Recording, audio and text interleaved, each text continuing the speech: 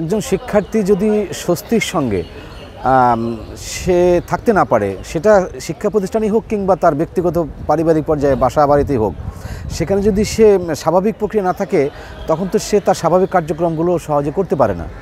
সুতরাং তারপরেও আমরা তাদেরকে মানসিকভাবে প্রস্তুত করছি, কিন্তু এটা স্বাভাবিক যে এই প্রচণ্ড গরমে শিক্ষার্থীরা কিছুটা যে হাঁপিয়ে উঠবে এটা বলার অপেক্ষা রাখে না।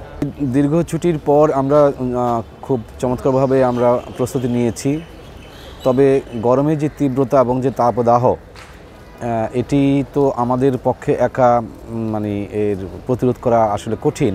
আমরা শ্রেণীকক্ষে আমাদের ফ্যানগুলো সচল রেখেছি, দু একটি ফ্যান খারাপ ছিল সেগুলোকে আমরা ঠিক করে দিয়েছি এবং আমরা একটু পরেই শিক্ষার্থীদেরকে নির্দেশনা দিব যেন এই গরমে তারা পর্যাপ্ত পানি পান করে এবং তারা হাফ স্লিভ শার্ট পরে যেন ক্লাসে আসে এবং শ্রেণীকক্ষে একটু ফাঁকা হয়ে যেন তারা বসে এবং তাদের ব্যাগে যেন তারা খাবার স্যালাইন যেটিকে বলা হয় সেটি যেন তারা রাখে, এই নির্দেশনা আমরা একটু পরেই দিব।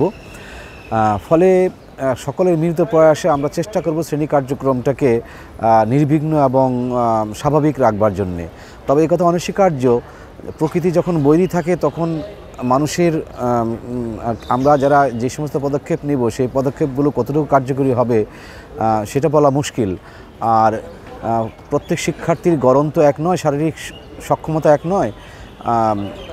আল্লাহ না করুক কেউ যাতে অসুস্থ না হয়ে পড়ে সেদিকে আমরা খেয়াল রাখবো এবং যদিও আল্লাহ না করুক অসুস্থ হয়ে পড়ে আমাদের রেসক্রিপশন আছে, আমাদের ডাক্তার আছে, আমরা তাৎক্ষণিক তাকে সেবা শুশ্রূষা এবং হসপিটালাইজ করার জন্য প্রস্তুতি নিয়ে রেখেছি।